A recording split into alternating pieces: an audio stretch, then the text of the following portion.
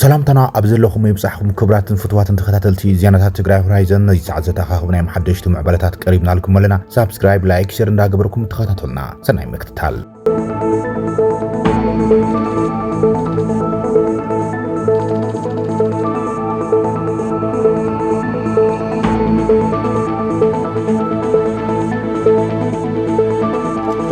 قدم ሚኒስትር ኢትዮጵያ አብይ አህመድ ስትራቴጂካዊ ወደብ ዓሰብ ኩሕዘ ይኽእል ክብል ኢንተርናሽናል ክራይሲስ ግሩፕ ኣፍሊጦሎም ኣብ ዞባ ቀርን ኣፍሪቃ ኢትዮጵያን ኤሪትራን ናብ ኩናት ተመሊሰን ከኣትዋ ዝኽእላሉ ኩነታት ይፍጠር ከም ዘሎም እቲ ዓለም ለኻዊ ትካል መጽናዕቲ ቅልውላው ጠንቂቖሎም ኣብ ኩናት ትግራይ ብሓደ ልፍንታውያን ዝነበራ ኢትዮጵያን ኤሪትራን ድሕርቲ ደማዊ ኩናት ትግራይ ደው ዘበለ ስምምዕነት ፕሪቶሪያ ዓይንን ሓመድን ኮይነን ከም ዘለዋ ትካል ዘኻኺሮም ቅድሚው ብዙሕ ብመንግስቲ ደረጃ ልሙድን ብቁልዕ ዘይዘረብ ዝነበረ ጉዳይ ዋነት ኣፍደገ ባሕሪ ኢትዮጵያ መንግስቲ አብይ አህመድ ግን አበ ፓርላማ ቀሪቡም እቲ አጀንዳ በመቅረብ ቀይሕ ባህሪ ናይ ህልውና ጉዳይ ምዃኑ በግልጽ አፍሊጡ አቲዎ ይዝበለም እቲ ትካል መጽናዕቲ ቅልውላው ብፍሊ ምስ ታሪኻዊ አመጻጻ ውድብ ዓሰብ ተዛሚዱም ኢትዮጵያ ደጊማ ክትቋጸሮ ትኽእለሉ ኩነታት እናዓበየ ይኸይድ ከም ዘሎን እዚ ግን ናብ ወተሃደራዊ ረጽሚ ክልቲና ሃገራት ከምርሕ ከም ዝኽእል የጠንቂቑ ዘሎም ናይ ኩናት ሓደጋታት ተቀዲሙ ብምትንባይ ዝፍለጥን ዕምቆት ዘሎ መጽናዕታት ዘቕርብ ኢንተርናሽናል ክራይሲስ ግሩፕ ብወገን ኢትዮጵያ ይኹን ኤርትራ ዘሎ ወተሃደራዊ ምድላዋትን እናሓየለ ይኸይድ ከም ዘሎ ይጠቂሶም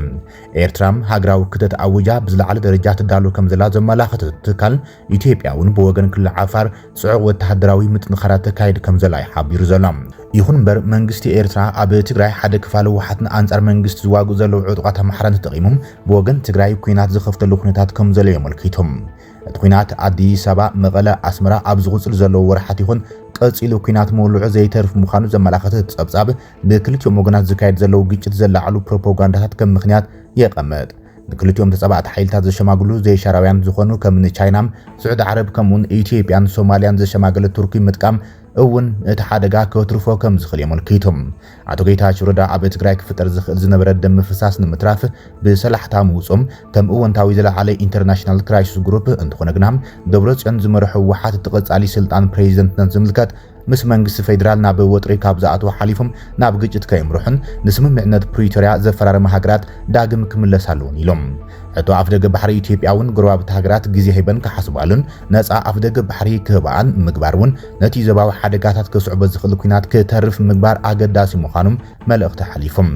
ሓደ ካብ ጀነራላት ኢትዮጵያ ዝኾነ ትግራዋይ ጀነራል ዮሃንስ ገብረ መስቀል ጆን መንጋግ ድማ ንኣገልግሎት ዜና ኢትዮጵያ ኣብ ዝሃባ ሓዱሽ ርእቶም ጉዳይ ኣፍደገ ባሕሪ ኢትዮጵያ ተፈተወ ተጸለም ንድሕሪት ኣይምለስን ስለዚ በሰላማዊ መንገዲ መልስ ክረክብ ኣለዎ ኢለሎም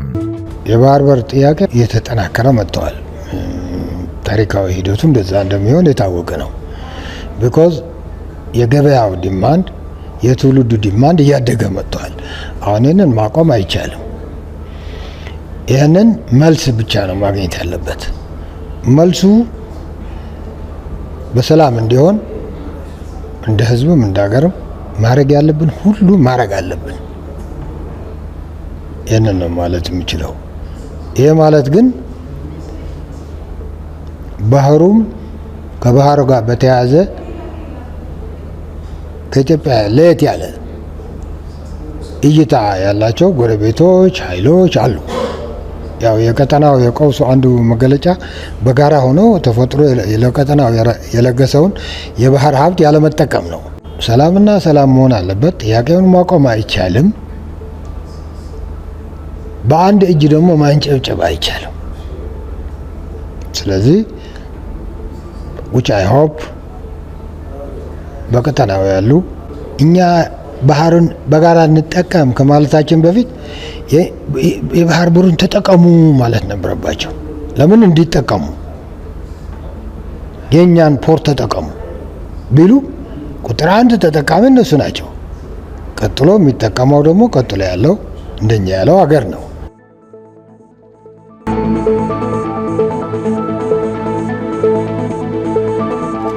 እዚ ከምዚሉን ኮሎ ድማ ብልጽግና ናብቲ ሓዱሽ ግዝያዊ ምምሕዳር ትግራይ ምእታው ርግጽ ኮይነሎም እቲ በኣቶ ጌታቸው ረዳ ዝምራሕ ዝነበረ ግዝያዊ ምምሕዳር ዕድምኡ ምእኻሉ ስዒቡም ነተወሳኺ ሓደ ዓመት ተማሓሹ ምቕጻሉ ቀዳማይ ሚኒስትር አብይ አሕመድ ኣፍሊጡ እዮም እቲ ግዝያዊ ምምሕዳር 50% ክልቲኦም ጉጅለ ህወሓት 25 ብልጽግናም 25 ድማ ውድባት ፖለቲካ ትግራይን ሲቪክ ማሕበራትን ዘካተተ ክኸውን ኣብ ምርዳእ ከም ዝተበጽሐም ሰሚዕና ኣለና በዚ ድማ ኣብቲ ንዝቕጽል ዘሎ ሓደ ዓመት ተናዊሑ ዘሎ ሓዱሽ ዝጣይሽ ግዝያዊ ምምሕዳር ትግራይ ብልጽግናውን ክካተት ምዃኖም እቲ ድሒሩ ወፂኡ ዘሎ ሓበሬታ መንኪቶም እንተዚ ድማ ምስ ምክትል ፕሬዚደንት ግዝያዊ ምምሕዳር ትግራይን ሓላፊ ሰላምን ጸጥታን ጀነራል ታደሰ ወረደም ኣብ አዲስ አበባ ኣብ ዝተገበረ ዝርርብ ኣብ ምርዳእ ዝተበጽሐሉ ምዃኖም ምንጭታት ሓበሬታ ካብ አዲስ አበባ ኣረጋጊጾምሎም በዚ ድማ ጀነራል ታደሰ ወረደ ናብ መቐለ ተማሊሱ ተመለሰ ኮይኖም ኣብ ዝቕጽሉ መዓልታት ሕግን ስርዓትን ውሕስ ክኸውን ሰራዊት ምክልኻልን ፌደራል ፖሊስን ናብተን ቅድሚ ኩናት 2013 ዝነበራ ካምፕታቱ ከኣቱም ሰራዊት ትግራይ ናብ ናይ ባዕሉ ዝተዳለወሉ ካምፕታት ከኣቱ ክግበርን ማሕበራት ግዝያዊ ምምሕዳር ከምቲ ዝነበረ ኣሰራርሓም ክጸንሓ ዝብል ዕዮታት ተዋሂብዎ ከም ዝተመለሰ ተሰሚዑ ዘሎ እዚ ድማ እቲ ጀነራል ምስቶም ብዶክተር ደብረጽዮን ገብረ ሚካኤል ዝምርሑ ክፋል ውሓትን ኣመራርሓ ሓይልታት ጸጥታን መብርሂ ሂቡ ክዘራረበሉም ከም ዝተነገረ እዩ ተሰሚዑ ዘሎ እቲ ናይ በይኑ ፕሬዚደንት ኢሉም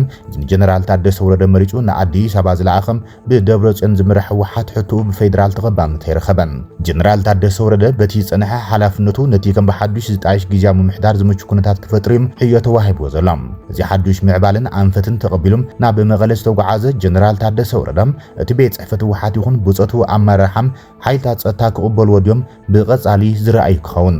ፕሬዚደንት ጌታቸው ረዳ ነቲ ብደብረጽዮን ዝመርሐ ውሓት ኣብ ቀጻሊ ዕኒኒ ከምብረና ይሰርሕሎ ብምባል ዝኸሰሶ ኮይኖም እቲ ንሱ ዝመርሑ ጉጅለ ውሓት እውን ኣብቲ ሓዱሽ ዝጣይሽ ግዝያዊ ምምሕዳር ምእታው ዘይተርፍ ኮይነሎም ሕዚ ትግራይ ብኩሉ ተቐባልነት ኣፍልጦን ዘለዎ መራሒ ዘይብላን ገና ፕሬዚደንት ንምምራጽ ካብቶም ተኻቲቶም ዘለዉ ጉጅለታት ክምረጽ ኣብ ዝቕጽሉ ሰሙናት ድማ ወሰንቲ እዮም ሰራዊት ምክልኻልን ፌደራል ፖሊስን ድማ ናብ ቅድሚ 2013 ዝነበራ ካምፕታቱ ኣብ ትግራይ ክንቀሳቐሱ ተባሂሉ እዩ ተጽቢት ዝግበር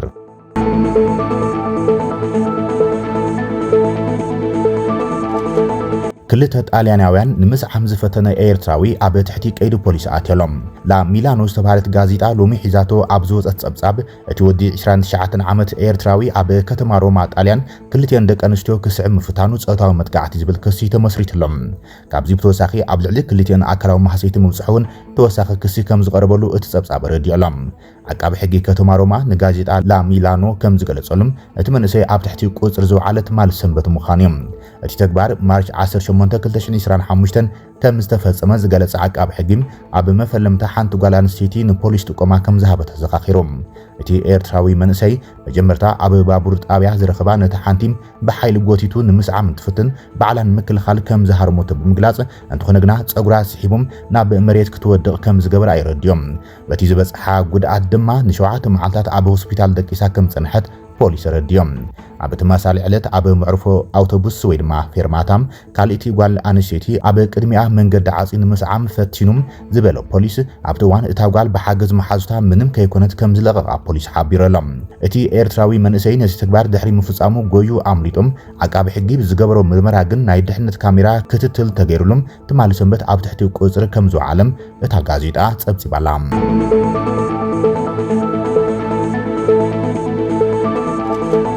ትራምፕ ኣብ ልዕሊ ፕሬዚደንት ፑቲን ቁጥዕኡ ኣስሚዖሎም በዚ ድማ ኣብ ልዕሊ ፍርያት ነዳዲ ሩስያ ናይ ቀረጽ ወሰኽ ዋጋ ክገብር ከም ዝኽእል ጠንቂቖም ፕሬዚደንት ኣሜሪካ ዶናልድ ትራምፕ ኣብ ልዕሊ ሩስያዊ መዘኖም ቭላድሚር ፑቲን ከም ዝሓረቐ ገሊጾም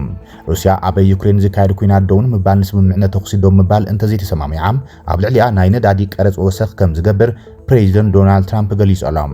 ትራምፕ ደማዊ ኩናት ዩክሬን ደው ንምባል ፕሬዚደንት ፑቲን ክሰማማዕ ዝጸውዑ ኮይኖም እዚ እንተዘይ ኮይኑ ግን ካብ ሩስያ ነዳዲ ኣብ ልዕሊ ዝእተዋ ሃገራት 50 ሚእታዊ ወሰኽ ቀረጽ ከም ዝውጀለና ጠንቂቖሎም ትማሊ ሰንበት እቲ ፕሬዚደንት ምስ ኤንቢሲ ኣብ ዝገበረ ቃለ መሕትት ኣነን ሩስያን ኣብ ዩክሬን ደም ምፍሳስ ደው ምባል እንተዘይክኢልና እቲ ጥፍኣት ናይ ሩስያ እዩ እንተኢልና ካብ ሩስያ ኣብ ልዕሊ ዝመጹ ነዳዲ ካልኣይ ደረጃ ታሪፍ ክውስኽ ኢሎም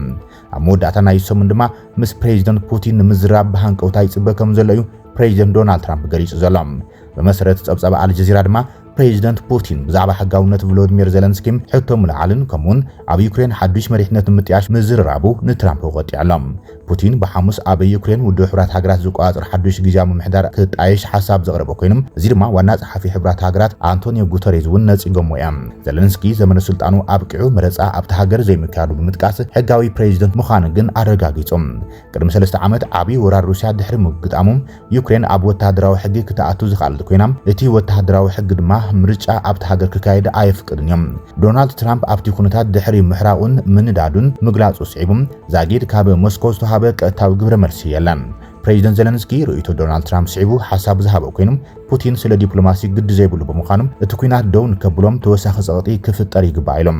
ኣሜሪካ ብዘይ ቅድመ ኩነት ሓሳብ ምቁራጽ ጸጻብ እዋላ እንተቕረበት ሩስያ ኣብ ልዕሊ ዩክሬን ኣማኢት ድሮናትን ባላስቲክ ሚሳይላትን ቦምባታትን ብምትኳስ መልሲ ትህበሉ ኣላ ክብል እዩ ዘለንስኪ ከሲሶም ኣሜሪካ ክቡራት ማዕድናት ዩክሬን ንምውሳድ ዘኽእል ስምምዕነት ንክፍጸም ጸቕጢ ትገብር ከም ዘላን እዚ ምግባር ዓቀብቲ ሕጊ ዩክሬን ንዕኡ ዘግብር ናይ ሕጊ ኩነታት ክኽልሱ ኣለዎም ኢሉ እዩ ዘለንስኪ ትራምፕ ኣብ ናይ ትማል ቃል ምሕትቱ ዩክሬናውያን ካብቲ ስምምዕነት ንምውጻም ይፍትነሎም እዚ ግን ገለ ሽግራት ዓበይቲ ጸገማት ክወልዱ እዮም ኢሎም በመወጻል ዘለንስኪ ኣባል ኔቶ ክኸውን ይደልዮም ኮይኑ ግና ኣባል ኔቶ ፈጺሙ ክኸውን ኣይከልን እዚ ተረዲዎ እዩ ክብል ትራምፕ ንፕሬዚደንት ዩክሬን ኣፍሊጥዎሎም